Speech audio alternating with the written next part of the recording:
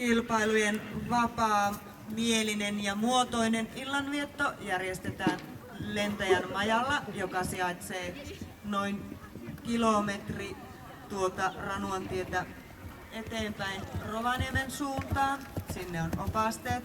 Illanviettoon voi saapua sopivaksi katsomanan aikana noin kello 19-20.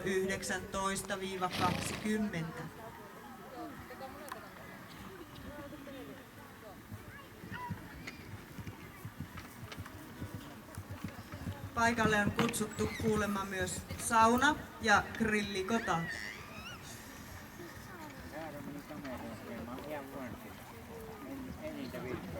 Toivottavasti ne ei tee kuitenkaan